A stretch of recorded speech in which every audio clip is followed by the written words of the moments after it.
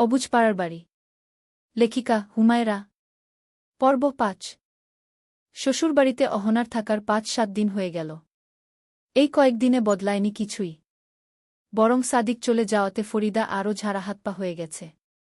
বাড়ির সব কাজের ভার অহনার কাঁধে তুলে নিশ্চিন্তে ঘুরে ফিরে বেড়াচ্ছে। অহনা কাজের ফাঁকে যখন খেতে বসে তখন ভাগে পড়ে বাসি রুটি কিংবা বাসি ভাতের সাথে মাছ ছাড়া মাছের সামান্য তরকারি অথবা ২ দিনের পুরনো ভাজি। সেটাই খেয়ে ফেলে খিদের তাড়নায়। ওর আনন্দ তো হয় নিজের ঘরে ফিরে, যখন তার ঘর প্রাকৃতিক আলোতে সেজে ওঠে। দুপুরে ঘর আলো করে বসে বসে আকাশ দেখে সে, আর নয়তো সন্ধ্যার পর অন্ধকার আকাশে তারা ওঠা দেখে দেখে আর চমৎকৃত হয়। তারাগুলো কি সুন্দর জ্বলজ্বল করে, দেখতে কি যে ভাল লাগে। কিন্তু মুদ্রার উল্টোপিঠ দেখতে গেলে অন্য কিছু দেখায়। তার ঘরে লাইটের ব্যবস্থা হয়নি, হয়নি ফ্যানের ব্যবস্থাও। সন্ধ্যা হলেই অন্ধকারে পুরো ঘর ডুবে যায়। আবার সূর্য মাথার উপর উঠলে অসহ্য গরমে টেকা দুষ্কর হয়ে উঠে। আবার জানালা খুললেই মশা এসে ভিড় করে। এতেও অহনা সুখ খুঁজে নিয়েছে, ভাগ্য তাকে এটা দিলে এটাই সই। সেদিন দুপুরের রান্নায় ব্যস্ত ছিল অহনা। ফরিদা বোধহয় ঘরে কারো সাথে ফোনে কথা বলছে। ওই মুহূর্তে কলিংবেল বেজে উঠল। অহনা কি করবে ভেবে না পেয়ে গুটি গুটি হেঁটে দরজা খুলে দিল। দরজার ওপাশে মাঝবয়সী একজন মহিলা দাঁড়িয়ে আছেন। অহনাকে আপাদমস্তক পর্যবেক্ষণ করে কপাল কুঁচকে বলল, তুমি সাদিকের বউ? অহনা ভয়ে ভয়ে মাথা উপর নিচ করে সায় জানাতেই সামনের মহিলাটি ওকে প্রায় ধাক্কা দিয়ে ভেতরে ঢুকে গেল। দরজা খোলার শব্দে ফরিদা প্রায় দৌড়ে এসেছে। মেয়েটার উপর চোটপাট করার সমূহ ইচ্ছা সামনে ননদকে দেখে ধূলিসাৎ হয়ে গেল। মুখে প্রসন্ন মুখে এগিয়ে এসে হাসি মুখে বলল, তুমি কখন আসলে সিদ্দিকা? সিদ্দিকা ভেতরে সোফায় বসতেই অহনা রান্নাঘরে ফিরে গেল। রান্নাঘর থেকে তাদের কথোপকথন স্পষ্ট কানে আসতে লাগল তার। না চাইতেও সব কথা শুনতে লাগল। সিদ্দিকা বেশ গম্ভীর গলায় বলল, এসব কি ভাবি? ছেলে নিজের পছন্দে বিয়ে করেছে বলে মেয়েটার এই অবস্থায় রাখবেন? বড় ভাই কল দিয়ে না বললে তো কিছুই জানতে পারতাম না। সাদিকও তো শুনলাম ভার্সিটি চলে গেছে। ফরিদা মন মরা হয়ে বলল, সাদিকের পছন্দে বিয়ে হয়নি। মেয়ের পরিবার জোর করে বিয়ে দিয়েছে। সাদিক তো ওকে পছন্দই করে না, ও তো মৌলিকে। বলেই থামল ফরিদা। অর্ধসমাপ্ত কথাটা সিদ্দিকা বুঝতে পারল। ফরিদা দীর্ঘশ্বাস ফেলে বলল, তালাকের কথা চিন্তা করছি। তালাক হয়ে গেলেই সাদিক আর মৌলির বিয়েটা দিয়ে দেব। এত ঝামেলা আর ভালো লাগে না। এখন এই মেয়ে এসেছে, 2 দিন পর আরেকটা আসবে। সিদ্দিকা গম্ভীর মুখে বলল, সাদিক এখন বিবাহিত, ভাবি মৌলি আমার মেয়ে হলেও সাদিক আমার পর না। নিজের মেয়ের জন্য অন্য কারো সংসার ভাঙার কল্পনা করাও মহাপাপ ভাবি। বিয়ে হয়েছে, পরিস্থিতি মেনে নেন।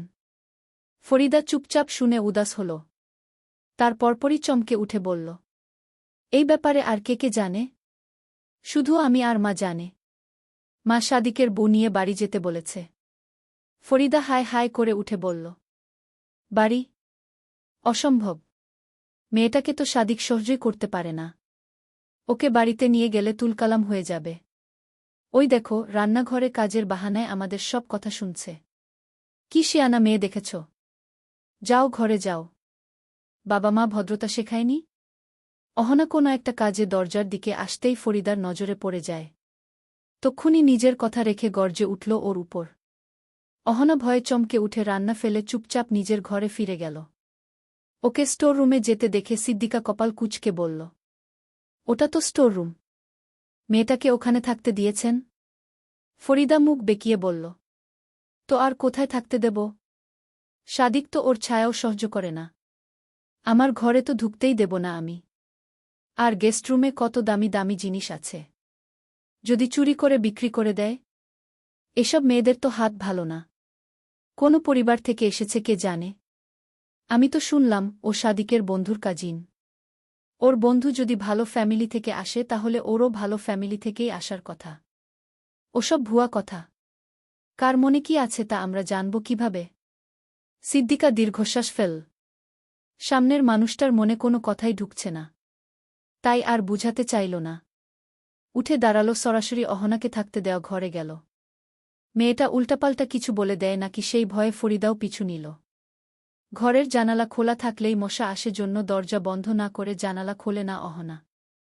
তবে আজকে দরজা বন্ধ করলেও জানালা খোলেনি। অন্ধকারে বসে থাকতে ভালো লাগছিল। সিদ্দিকা ঘরের দরজা খুলে ভেতরে ঢুকে ভ্রু কুঁচকে বলল, ঘরে তো অন্ধকার করে রেখেছ কেন? লাইট জ্বালাও। অহনা চমকে উঠলেও নিজেকে সামলাল। মিনমিন করে বলল, ঘরে লাইট নেই। সিদ্দিকা ঠান্ডা চোখে ভাবির দিকে তাকাতেই ফরিদা আমতা আমতা করে বলল, লাইটের লাইন নেই তো? কোথায় লাগাবো? সিদ্দিকা তপ্ত শ্বাস ফেলে এগিয়ে অহনার হাত ধরে টেনে বলল, আমার সাথে এসো। অহনা মাথা নিচু করে চুপচাপ গেল। সিদ্দিকা ওকে সাদিকের ঘরে নিয়ে আসল। এর আগে এই ঘরে সে আসেনি। সিদ্দিকা অহনাকে খাটে বসিয়ে নিজেও পাশে বসল। এরপর নরম স্বরে বলল, তোমার নাম কি? মারিয়াম জান্নাত অহনা। অহনা ছোট করে উত্তর দিল। সিদ্দিকা মৃদু হেসে বলল, সুন্দর নাম। আমি সাদিকের ফুপু। সাদিক আমার কথা খুব মানে। তুমি কোনো চিন্তা করো না, সব ঠিক হয়ে যাবে। সময় সব ঠিক করে দেবে, বুঝেছ? অহনা মাথা হেলিয়ে সায় জানাতেই সিদ্দিকা আবার বলল, তোমার সব জিনিসপত্র এখানে নিয়ে এসো। এখন থেকে তুমি সাদিকের ঘরেই থাকবে। অহনা চমকে উঠল। ও এখন সাদিকের ঘরে আছে? ভয়ে শরীর কাটা দিয়ে উঠল। এই মুহূর্তে পালিয়ে যেতে মন চাইলেও পারল না। দুরু দুরু বুকে অল্প মাথা তুলে সামনের দিকে তাকাতেই সামনে চেয়ার টেবিল দেখতে পেল। চেয়ারে একটা তোয়ালে ছড়িয়ে রাখা, বোধহয় সাদিকেরই। মুহূর্তেই মন ভালো লাগায় ছেয়ে গেল। সিদ্দিকা ফরিদার অসন্তোষ মুখের দিকে তাকিয়ে বলল, কাল ওকে সাথে নিয়ে মার্কেটে গিয়ে জামাকাপড় কিনে দেব। তোমার ছেঁড়া শাড়ি ওর গায়ে মানাচ্ছে না ভাবি। ফরিদা কিছুই বলল না। সিদ্দিকা চলে যাওয়ার সময় ভেজা চোখে তার দিকে তাকিয়ে বলল, এত ভালো মানুষই দেখিও না সিদ্দিকা। মেয়ের কথাটা চিন্তা করো একবার। সিদ্দিকা মৃদু হেসে বলল, সবার উপর যে মায়া দেখাও তার এক অংশ মেয়েটার উপর দেখাও। বাকি আমার মেয়েকে আমি বুঝে নেব। 2-3 দিন পার হলেও সাদিক আর মাহাদির সম্পর্কের কোনো উন্নতি নেই। কিছুক্ষণ পরপর এটা ওটা নিয়ে সাদিক মাহাদিকে খোঁচাতেই থাকে। যেমন গতকালই অহনা রান্নাঘরে কাজ করছিল আর মাহাদি বারান্দায় রাখা টেবিলে বসে ড্রয়িং করে বাইরে সাইকেল চালাচ্ছিল। হুট করে সাদিক রান্নাঘরের দরজায় এসে বলল, তুমি জানো অহনা, আকাশ নীল হয় কেন? অহনা বিভ্রান্ত হয়ে বলল, কেন? সাদিক কাঁধ নাচিয়ে বলল, ওর ইচ্ছা। বলেই অহনাকে হতভম্ব করে হেলতে দুলতে চলে গেল। ওকে টেবিলের কাছে দেখেই মাহাদি সাইকেল ফেলে ছুটে এসে দেখে সাদিক ওর আর্টের দফারফা করে ফেলেছে। সানসেটের সুন্দর ছবি আঁকাচ্ছিল সে। সেখানকার পুরো আকাশে সবুজ রং দিয়ে দিয়েছে। মাহাদি ঠোঁট ফুলিয়ে ভেজা চোখে মায়ের কাছে অভিযোগ জানাল। অহনা দীর্ঘশ্বাস ফেলেছিল শুধু। ছেলের চোখ স্পষ্ট করে বলছিল, এ তুমি কেমন বাবা এনেছ আম্মু? বদলে আনো তাড়াতাড়ি। অহনা নিজের সিদ্ধান্তে বিভ্রান্ত। সাদিককে এনে ঠিক করেছে নাকি বুঝতে পারছে না। ওর এমন ব্যবহার তো কোনোদিনও দেখেনি। এ কি নতুন রূপ? কাজ আছে অহনার। বিকালের দিকে বড় ব্যাগ হাতে বেরোচ্ছিল। সাদিক বাদ সাধল। পিলারে হেলান দিয়ে দাঁড়িয়ে ভ্রু নাচিয়ে বলল, কোথায় যাচ্ছ? অহনা ছোট করে বলল, আমার বাইরে একটু কাজ আছে। কখন আসবে? 2-1 ঘন্টা লাগতে পারে। সময় শুনে তৎক্ষণাৎ সোজা হয়ে দাঁড়িয়ে বিস্মিত হয়ে বলল, ততক্ষণ কি আমি একা থাকব? অহনা আমতা আমতা করে বলল, মাহাদি আছে তো? সাদিক মুখ ঘুরিয়ে রাগ দেখিয়ে বলল, তোমার ছেলে আমার সাথে কথা বলে না। এবারে ছেলে সম্পর্কে বাবার অভিযোগ। অহনা হতাশ হয়ে ছেলের দিকে তাকাল। বাড়ির সামনের ছোট উঠানে নিজের খেলনা গাড়ি দিয়ে খেলছিল মাহাদি। অহনা ছেলের পাশে বসে বলল, আব্বু, এমন করছো কেন? তুমি তো সারাক্ষণ বাবা বাবা করতে। এখন বাবার সাথে কথা বলো না কেন? আমার মাহাদির তো গুড আর তার বাবাও গুড। মাহাদি সজোরে মাথা নেড়ে বলল, না, গুড মাহাদির গুড আম্মু, বাবা গুড না। সাদিক চোখ ছোট ছোট করে তাকাতেই অহনা ছেলেকে আড়াল করে বলল, ঠিক আছে, গুড মাহাদি বাবার সাথে গুড বাচ্চা হয়ে থাকুক। আম্মু কাজ শেষে তাড়াতাড়ি ফিরে আসবে। মাহাদি অনিচ্ছায় ঘাড় নাড়তেই অহনা সন্তোষজনক হেসে সাদিকের দিকে তাকাল। সাদিক কপাল কুঁচকে বিরক্তিকর স্বরে বলল, আমি তোমার ছেলের সাথে এতক্ষণ বোর হব নাকি? বাইরে যাব আমি। তোমার ছেলেকে জিজ্ঞাসা করো আমার সাথে যাবে নাকি? অহনা মাহাদির দিকে ফিরতেই সে সজোরে মাথা নেড়ে বলল, না আম্মু, মাহাদি যাবে না। সাদিক গরম গলায় বলল, কে যাবে না? বলেই অহনাকে উপেক্ষা করে মাহাদিকে পাজাকোলা করে তুলে এদিক ওদিক ঘুরাতে ঘুরাতে হাঁটতে লাগল। মাহাদি প্রথমে ভয়ে চিৎকার দিলেও পরক্ষণেই মজা পেয়ে হাসতে লাগল। অহনা দীর্ঘশ্বাস ফেলে তালা দিয়ে পাশের বাড়িতে গেল। দরজা নক করতেই সেদিনের সেই মহিলা এসে দরজা খুল। অহনা তাকে দেখেই তাড়াহুড়ো করে বাড়ির চাবি দিয়ে বলল, মৌসুমী ভাবি, উনি মাহাদিকে নিয়ে একটু বাইরে গেছেন। ফিরলে একটু চাবি দিও। মৌসুমী চাবি হাতে নিয়ে চিন্তিত গলায় বলল, তোর বর এখন কেমন রে? আগের মতোই আছে নাকি বদলেছে? অহনা মলিন হেসে বলল, ওনাকে তো আমার জন্য আনিনি। বদলালেও বা কি? বেশি করে সময় কাটা। পুরুষ মানুষ তো সুখ পেলেই কাছে থাকবে। ওনার সুখ ফেলে এখানে এসেছে ভাবি। বিয়ের আসর থেকে টেনে তুলে এনেছি, এখন শুধু যাওয়ার দিন গুনছে। মৌসুমী বিরক্ত হয়ে বলল, তুই এত শক্ত কেন? বাচ্চা হওয়ার পর দাদি কতবার বরের কাছে যেতে বলল, গেলিই না। এখন ফিরেছে আর তুই গুরুত্বই দিচ্ছিস না। দাদি বেঁচে থাকলে এক ঘরে বন্ধ করে রাখত তোদের। অহনা কথা ঘুরিয়ে বলল, হোটেলের লোকেরা আসতে পারে, ওদের থেকে জিনিসগুলো নিয়ে তোমার কাছে রেখো, আমি এসে নেব। মৌসুমী বুঝে আরও বিরক্ত হয়ে বলল, আচ্ছা ঠিক আছে। আমার কথা তো শুনবি না, সবসময় নিজের মনমনানি করবি। বলেই বাড়ির ভেতর চলে গেল। অহনা দীর্ঘশ্বাস ফেল।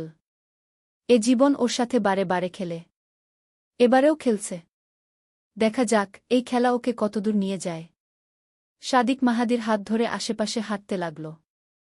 কিছু দূর হাঁটার পর ডাবওয়ালাকে দেখা গেল। ডাবওয়ালা বোধহয় মাহাদির অতি পরিচিত। তাকে দেখেই আদুরে গলায় বলল, মাহাদি দাদু, ডাব খাবা?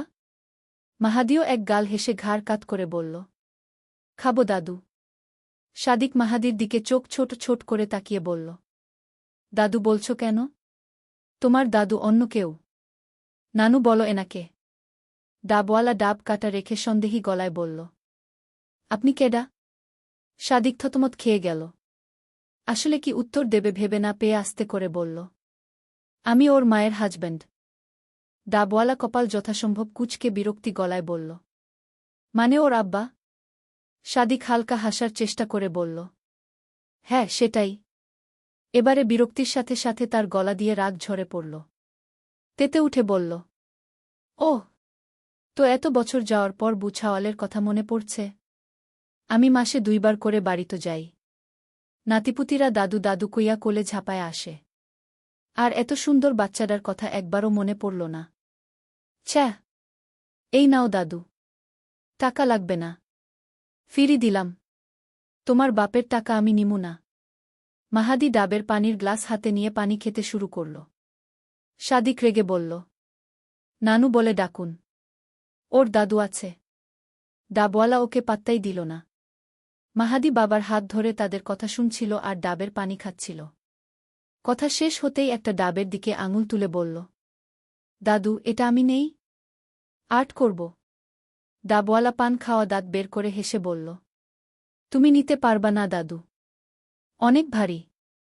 আমি তোমার বাড়িতে দিয়ে আসবনে। একটা না, অনেকগুলা দেবনে। মাহাদি খুশি হলেও সাদিকের রাগ হল। কেউ তার কথা পাত্তাই দিচ্ছে না।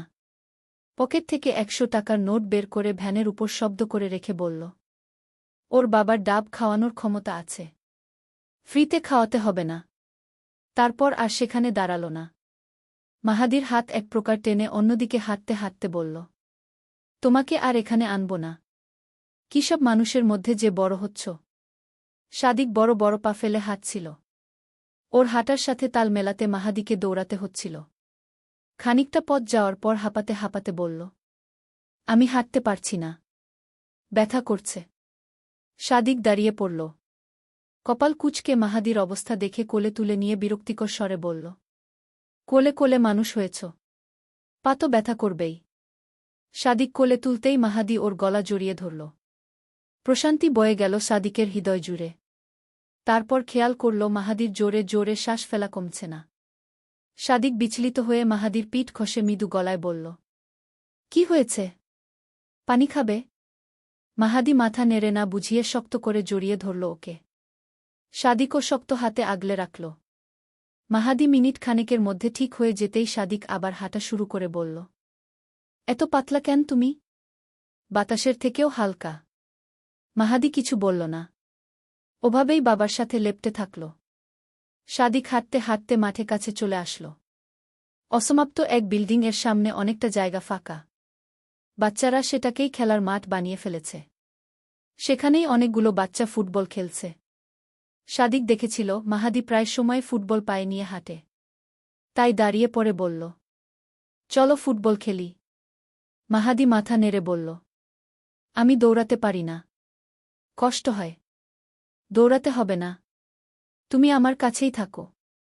বলেই ওকে কাঁধে তুলে নিল। কাঁধের দুই পাশে পা দিয়ে বসে বাবার গলা জড়িয়ে ধরল মাহাদি। নিজেকে পাখির মতো লাগতে লাগল তার। মনে হলো এখন উড়তে পারবে। কিছুক্ষণের মধ্যে উড়তেও লাগল। সাদিক ওকে কাঁধে তুলে ওর হাত নিজের হাতে নিয়ে শক্ত করে ধরে বাচ্চাদের সাথে দৌড়ে দৌড়ে ফুটবল খেলতে লাগল। মাহাদি মহা আনন্দে খিলখিল করে হাসতে লাগল। চলবে। গল্পটার অতীত আর বর্তমান একসাথে দেওয়া। উপরের অংশে অতীত আর নিচের অংশে বর্তমান চলে।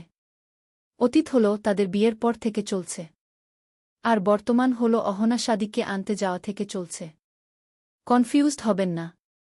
দুইটা অংশই আলাদাভাবে বিভক্ত করা আছে। আর এই ধারাবাহিকতা চেঞ্জ হবে না, কারণ গল্পটা আমি এভাবেই সাজিয়েছি। গল্পটা সাজানোর ক্ষেত্রে আর একটা ইম্পর্ট্যান্ট ব্যাপার আছে। এটা আমি বলবো না, দেখি আপনারা ধরতে পারেন কিনা। আর গল্পটা কেমন লাগছে অবশ্যই বলবেন। Happy reading.